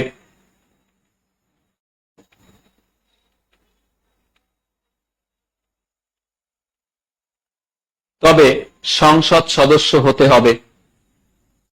তাহলে আমরা কি পেলাম? প্রধানমন্ত্রী হওয়ার কোনো বয়স সংবিধানে উল্লেখ নেই, মন্ত্রী হওয়ারও কোনো বয়স সংবিধানে উল্লেখ নেই, কিন্তু সংবিধানে কি বলা আছে? তাকে সংসদ সদস্য হতে হবে। বাস এই পর্যন্ত আমরা জেনে এখানে রেখে দেই, বাকিটা পরে হবে। বলবো কথা একটু পরে। এরপরে আসেন, এরপরে কি? স্পিকার। এরপরে কি? স্পিকার। লিখেন স্পিকার। লিখেন স্পিকার। স্পিকার লিখে লেখেন ওই। স্পিকারের বয়স কত? ওই। মনে থাকবে? এরপরে লিখেন ডেপুটি স্পিকার। ওই। তাহলে ডেপুটি স্পিকারের বয়স কত? ওই। অর্থাৎ প্রধানমন্ত্রী ও মন্ত্রিসভার ওখানে যা লিখছি ওইটাই। এদেরও সংবিধানে কোনো বয়স উল্লেখ নেই, তবে কি হতে হবে? সংসদ সদস্য হতে হবে। এবার অপশনে গিয়ে খুঁজবেন স্পিকারের বয়স ওই কই আছে। কথা বুঝলেন? স্পিকারের বয়স কত? ওই। ডেপুটি স্পিকারের ওই। লেখা শেষ। এবার আসেন 5 নম্বরে কি? সংসদ সদস্য। সংসদ সদস্যদের এখানে লেখা আছে বয়স 25। লিখেন। হ্যাঁ, লিখেন সংসদ সদস্যর এখানে। স্যার কেমন আছেন? অনেক মিস করি। মাহমুদুল হাসান ফিরোজ। আপনি মিস করেন কেন? কই দেখা হয়েছিল আপনার সাথে ফিরোজ ভাই? আপনি মিস করেন কেন? কোন ব্রাঞ্চে ছিলেন?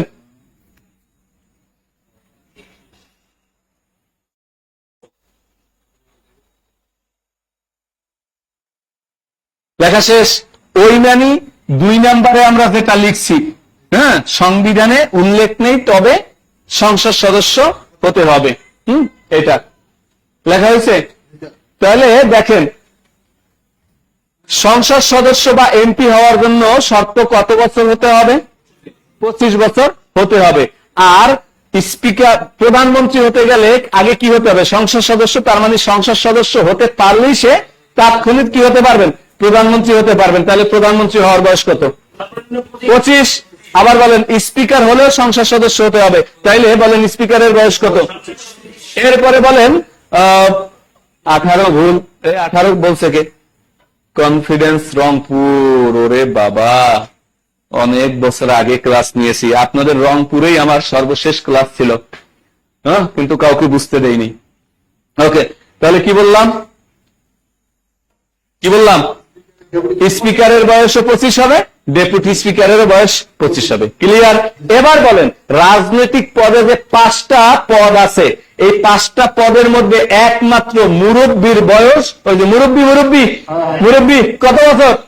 একমাত্র তার বয়স একটু বেশি হবে, বাকিগুলো সব 25। এবার কি মুখস্থ করবেন বলেন?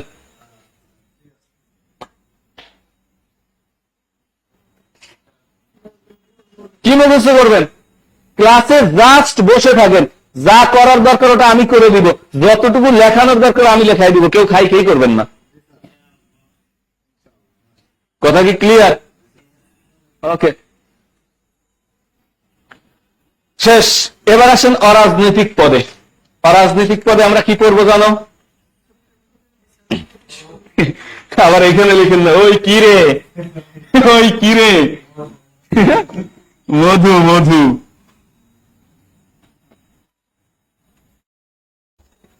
ওকে, আবার বলবো নীল আকাশের পরী। আকাশে মেঘ হইলি দৌড় মারে। নীল আকাশের পরী কি করে? আকাশে মেঘ হইলি দৌড় মারে। যখন আবহাওয়া ভালো থাকে তখন আপনার সাথে থাকবে, যখনই আবহাওয়া খারাপ হয়ে যাবে আপনার ছেড়ে পালায় যাবে। এই জন্য নীল আকাশের পরী বিশ্বাস করি না আমি। ওকে, আরেকবার বলবো, দেখেন একমাত্র রাষ্ট্রপতি যিনি, রাষ্ট্রপতির বয়স হচ্ছে কত? 35। বাকি যেগুলো আছে সবগুলো 25। কারণ সবার কি হতে হবে? সংসদ সদস্য হতে হবে। হ্যাঁ, তবে সংবিধানে বয়স উল্লেখ নেই, আর সংসদ সদস্য হওয়ার জন্য লাগবে 25 বছর। তাহলে প্রধানমন্ত্রীরও 25 বছর হলেই, সংসদ সদস্য হলেই তিনি হতে পারবেন। আবার স্পিকার, ডেপুটি স্পিকার সবারই 25।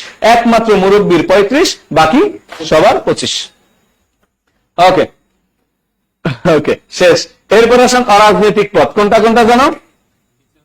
হ্যাঁ, এবার আসেন বিচারক, সুপ্রিম কোর্টের বিচারক। শিরোনাম করেন সুপ্রিম কোর্টের বিচারক। আমি যেভাবে লিখে দিই এভাবে লিখবেন, সুপ্রিম কোর্টের বিচারক। বুড়া চাচার বয়স 35। হ্যাঁ, এই তো বুঝছেন, মাশাআল্লাহ।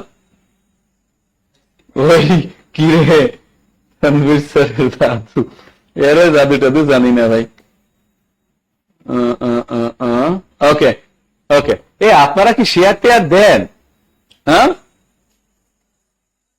শেয়ার টেয়ার দেন। স্যার, টেকনোক্রেট মন্ত্রীটা কি, এটা কিভাবে নির্বাচিত হন? শোনেন, টেকনোক্রেট মন্ত্রী হচ্ছে এমপি না হয়েও যিনি মন্ত্রী, তাকে বলা হয় টেকনোক্রেট মন্ত্রী। মনে করেন এটা প্রধানমন্ত্রী নির্বাচন করেন, প্রধানমন্ত্রী নিয়োগ দেন, এটা কোনো ভোটাভুটিতে হয় না। প্রধানমন্ত্রী ইচ্ছা করলেন আমার শিক্ষা খাতে কোনো ভালো মন্ত্রী নাই, অথবা স্বাস্থ্য খাতে কোনো ডাক্তার অথবা ইয়া হলে স্বাস্থ্য খাতটা ভালো হবে, এই জন্য উন্নয়ন করার জন্য আমার সংসদ সদস্যদের মধ্যে কোনো ডাক্তার এরকম নাই যে এই বিষয়টা ভালো বুঝবে, তখন তিনি মনে করেন একজন ডাক্তারকে এনে মন্ত্রিত্ব দিলেন যে আপনি স্বাস্থ্যখাতটা দেখবেন যাতে উন্নত হয়।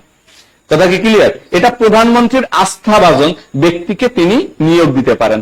হ্যাঁ, তার আইনে আছে, তার সংসদ সদস্য না হলেও চলবে। তবে প্রধানমন্ত্রী সবাইকে এরকম দিতে পারবেন না। মন্ত্রিসভায় যদি 10 জন মন্ত্রী থাকেন তাহলে একজন তিনি কি করতে পারবেন, এরকম টেকনোক্রেট মন্ত্রী নিয়োগ দিতে পারবেন। 20 জন হইলে 2 জন, অর্থাৎ 1/দশমাংশ। অর্থাৎ টেকনোক্রেট মন্ত্রী, এক কথায় মনে রাখবেন যে নির্বাচিত না হয়েও যিনি মন্ত্রী বা সংসদ সদস্য না হয়েও যিনি মন্ত্রী তাকে টেকনোক্রেট মন্ত্রী বলে। ওকে ওকে, ভালো যদি লাগে তাহলে শেয়ার দিয়েন, ভালো যদি লাগে তাহলে শেয়ার দিয়েন। হ্যাঁ, শেয়ার দিলে মনে করবো যে এটা আমার জন্য দোয়া। কথা বুঝছেন? ওকে ওকে ওকে, ঠিক আছে। ওকে, তো এবার আসেন সাংবিধানিক পদে বয়স। এরপরে কোনটা লিখলাম? সুপ্রিম কোর্টের বিচারক। লিখেন তার বয়স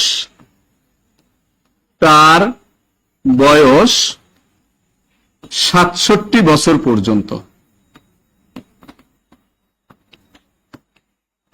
তার বয়স 67 বছর পর্যন্ত। অরাজনৈতিক পদ কয়টি স্যার? এটা এতক্ষণ পরে এসে জিজ্ঞাসা করলে হবে রে ভাই? অরাজনৈতিক পদ 4টে দেখাইলাম না?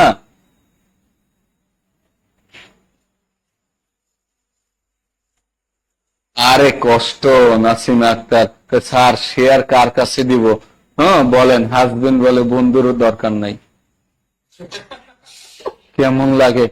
আচ্ছা, হাজবেন্ড মনে হয় অন্য শেয়ারের কথা বলছেন, এটা ক্লাসের শেয়ার, ঠিক আছে? আপনি ক্লাসটা শেয়ার করেন, তাহলেই হবে ইনশাল্লাহ। ওকে ওকে, লেখা হয়েছে লেখা হয়েছে লেখা হয়েছে। তাহলে কি বললাম? তার বয়স 67 বছর। তাহলে বলেন একজন ব্যক্তি কত বছর এই সুপ্রিম কোর্টের বিচারক থাকতে পারবেন? 67 বছর। জীবনেও না। উনি কি জন্মের পর থেকেই বিচারক? কথা কয় না। মায়ের পেট থেকে পড়ে কি বিচারক হয়েছে? বলছে তার বয়স 67 বছর পর্যন্ত। তাহলে তার বয়স 67 বছর পর্যন্ত সে যদি 67 বছর চাকরি করতে পারে, তাহলে তো জন্মের পর থেকেই উনি বিচারক অর্ডার শুরু করার কথা, তাই না? যেদিন তিনি সুপ্রিম কোর্টের বিচারক হবেন, ওই দিন থেকে তার সার্টিফিকেটের বয়স যেদিন 67 বছর হবে, সেই দিন ওখান থেকে তিনি অবসরে চলে যাবেন। উনি যদি 66 বছর বয়সে সুপ্রিম কোর্টের বিচারক হন, তাহলে 1 বছর। উনি যদি 60 বছর বয়স হন, তাহলে 7 বছর। উনি যদি 50 বছর বয়স হন, তাহলে 17 বছর। এবার কি ক্লিয়ার? হ্যাঁ, তাহলে এটা কিন্তু তার বয়স, তার চাকরির বয়স বলি নেই একবারও। বলছি মনে থাকবে? ওকে ওকে, তাহলে লিখছেন তার বয়স 67 বছর পর্যন্ত। এরপরে কোনটা? নির্বাচন কমিশনার। নির্বাচন কমিশনার লিখেন, নির্বাচন কমিশনার। সুপ্রিম কোর্টের বিচারক, সুপ্রিম কোর্টের বিচারকের কোনো লিমিট নাই। হ্যাঁ, রাষ্ট্রপতি যে কয়জন মনে করেন সেই কয়জন পড়াবো।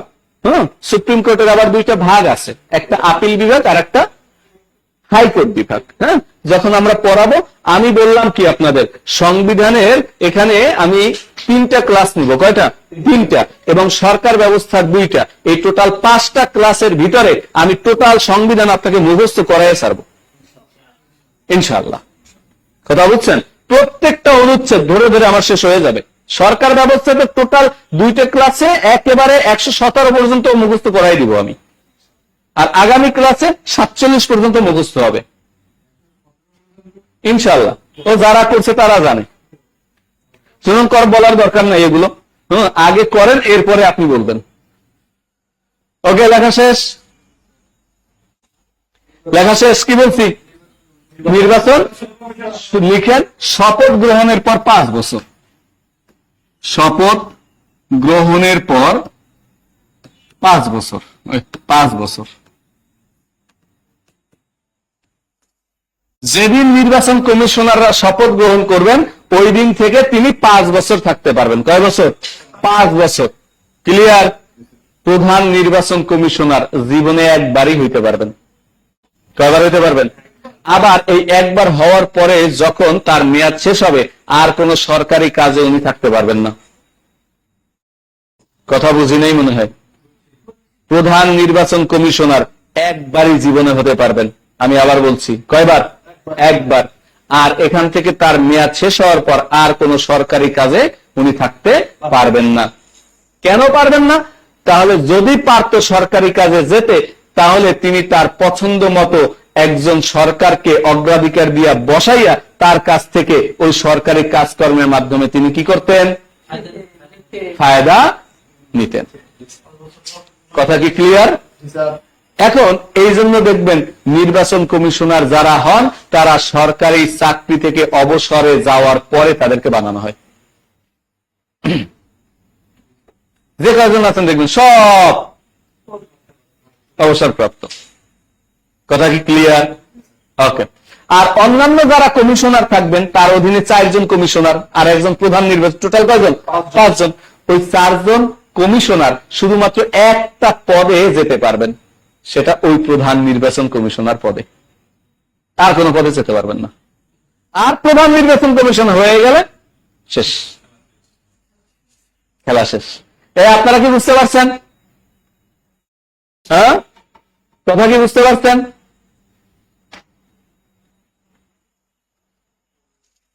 ওকে, আশা করি বুঝতে পারছেন।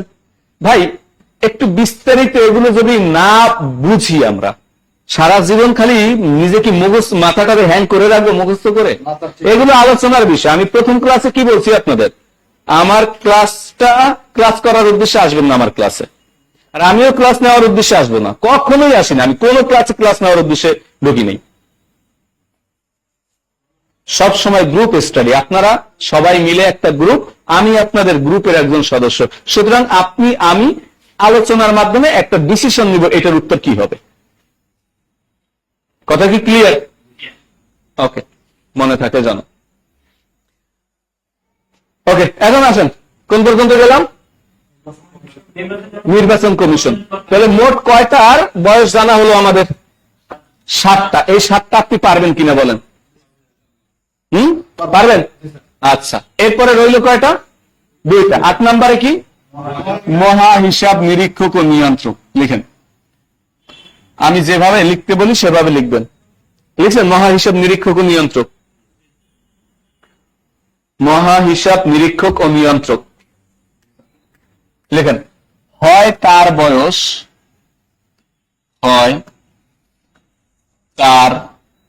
বয়স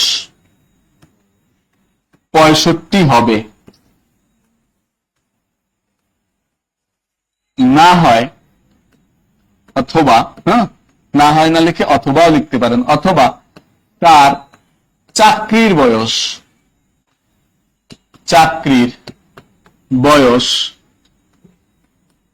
5 বছর শেষ হবে। এরপরে লিখবেন যেটি তার জীবনে আগে ঘটবে, তার জীবনে আগে ঘটবে। এটা লিখেন, আলোচনা আমি করব, কারো বলার দরকার নাই, স্যার বুঝি নাই, কারো বলার দরকার নাই, শুধু চুপচাপ বসে থাকেন। এটা লেখা হয়েছে। 9 নম্বরে কি? পিএসসির সদস্য লিখবেন ওই, পিএসসির সদস্য ওই, অর্থাৎ এইটা একই, অর্থাৎ লাস্ট যে 2টা নিয়ম এক, শর্ত 2টা। হয় তার বয়স 65 হবে, না হয় তার চাকরির বয়স 5 বছর শেষ হবে। লেখা হয়েছে? ওকে, আচ্ছা, এই 2টা ছাড়া মাথা খারাপ করার দরকার নাই, এই 2টা ছাড়া আগের 7টা আপনি পারছেন কিনা? আগের 7টা পারছেন কিনা? ওই 7টা আবার মনে করেন, ওইটা মনে করে মনটার একটু শান্তি দেন, এরপরে এই শান্তি আমি দিতেছি। বলেন, রাষ্ট্রপতির কত? এরপরে প্রধানমন্ত্রী, মন্ত্রী, স্পিকার, ডেপুটি স্পিকার, কথা কস না কেন কিলামু, কিন্তু আবার রাষ্ট্রপতি, এরপরে প্রধানমন্ত্রী, মন্ত্রী, স্পিকার, ডেপুটি স্পিকার, সংসদ সদস্য, এরপরে বলেন সুপ্রিম কোর্টের বিচারক।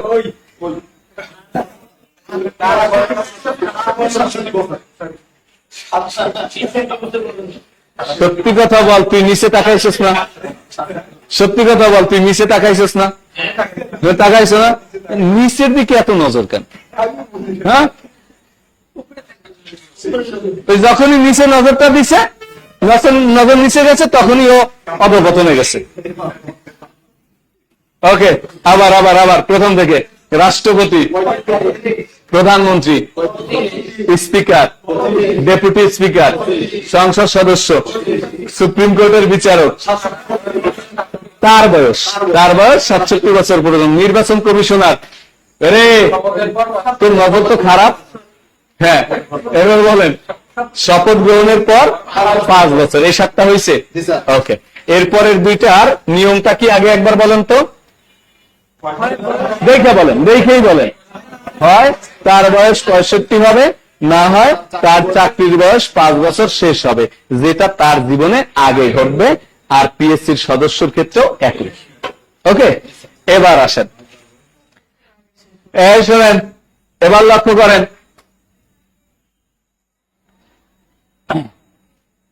আচ্ছা, এবার শোনেন, 11টা কি স্যার? 11টা আল্লাহ জানে কোন জায়গা দিয়ে কি জিজ্ঞাসা করতেছেন। এবার শোনেন, মনে করেন একজন ব্যক্তি, তার বয়স 64 বছর। কত বছর? 64 বছর বয়সে তিনি পিএসসির সদস্য হয়েছেন। কত বছর বয়সে? এবার বলেন, সে কি এখানে আরো 5 বছর চাকরি করতে পারবে? হ্যাঁ, তার মানে কয় বছর করতে পারবে? 1 বছর পরই তার বয়স কত হবে? 65 বছর হয়ে যাবে, সে অবসরে চলে যাবে। কথা কি ক্লিয়ার? এতটুকু বুঝছি কিনা? আর একজনের বয়স 50 বছর। কত বছর? উনি পিএসসির সদস্য হয়েছেন। এখন বলেন তো, উনি কি এই 64 বছর পর্যন্ত এখানে থাকতে পারবেন, নাকি তার আগে এইখানে 5 বছর বয়স, চাকরির বয়স শেষ হয়ে যাবে?